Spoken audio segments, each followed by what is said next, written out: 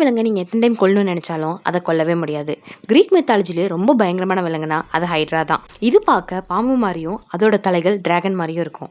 ஒரு சில கதைகளில் இதுக்கு 3 தலைகள் இருக்கிறதாவும் ஒரு சில கதைகளில் இதுக்கு 13 தலைகள் இருக்கிறதாவும் சொல்லப்படுது. சரி, இவ்வளோ பயங்கரமாக இருக்க ஹைட்ராவை வெட்டி சாச்சிடலாமே அப்படின்னு நீங்கள் கேட்கலாம். ஆனால் அங்கே தான் ட்விஸ்ட் இருக்குது. நீங்கள் இந்த ஹைட்ராவோட ஒரு தலையை வெட்டினீங்கன்னா அந்த இடத்துல 2 தலை முளைக்குமா. அதுதான் இந்த ஹைட்ராவோட தன்மை. அதாவது நீங்கள் எத்தனை முறை வெட்டினீங்களோ அதுக்கு ரெட்டிப்பாக அதோட தலைகள்லாம் முளைக்கும். இது மட்டும் இல்லாமல் இந்த ஹைட்ராவோட மூச்சு காற்றுல பாய்சனும் இந்த ஹைட்ராவோட ரத்தம் ஆசிட் மாதிரி இருக்குமா. இப்படி இருந்த ஹைட்ராவை எப்படி அழிச்சாங்கன்னு தெரிஞ்சுக்கிறதுக்கு முன்னாடி புது புது விஷயங்களை தெரிஞ்சுக்க நம்ம சேனலை சப்ஸ்கிரைப் பண்ணிட்டு போங்க. நம்ம எல்லாருக்கும் தெரிஞ்ச ஹெர்குலஸ் இந்த ஹைட்ராவை கொல்றதுக்காக போறாரு. அவரும் ஒரு தலையை வெட்டும் போது அந்த தலை ரெட்டிக்குது.